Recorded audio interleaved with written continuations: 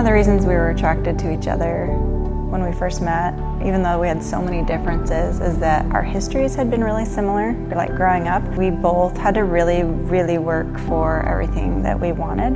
Both of us kind of had that instilled in us ever since the beginning, where I had a job when I was 15 and bought my own beater car and then kept working, and I worked my tail off to get scholarships for college and then was working 20-hour weeks during college. I'd been mowing lawns when I was 9 years old and bought my own bike when I was maybe 12 or 13, and it was a $600 bike, and I had made sure that I had researched and studied and analyzed and picked the best one, and as a young kid worked really hard to get there. And so I had my sights set very high right from the beginning, and so I had that work ethic and I had that aspiration to do really good things and do my best. After we got engaged, he worked 2 jobs and was willing to work at night, making sandwiches from like 1 in the morning until 5 a.m. And then instead he ended up getting a job Cleaning a pond. Sludging a pond with slugs, and it was all for you. You're still scared of slugs to this day. I told him I need to pay for a honeymoon, I'll do whatever. And he said, you want to clean my pond? I said, I'll do it. Yeah. So those things really drew us together, where it was like, hey, he works really hard, or hey, she works really hard, and look at the, where she's come from and what she's accomplished.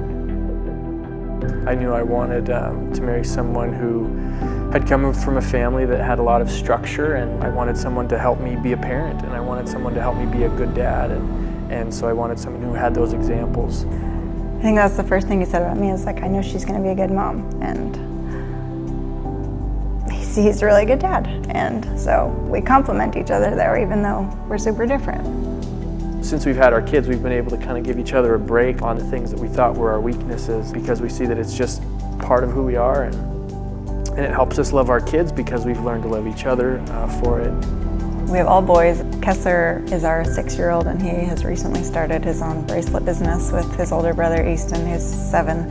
And so they make bracelets at night, and then they put them in our store in their own little dish with a sign that says Kessler's Bracelets, and sell them for 75 cents, and he's making money. He's selling them to all the little girls who come in the store. It's fun because they pick up on business, and we can have talk about economics and the cost of supplies for beads and things like that. So we do that with them, and then when we're not working, we try to get outside, usually with the kids. They like to do s'mores in the backyard, and Soren and Easton like to play catch. Knox is our 3-year-old, and he just likes to play at the park or dig in sand with some kind of digger. We've also got Baker, who's almost 1, and he just thinks he's about 4 years old and runs around and eats things.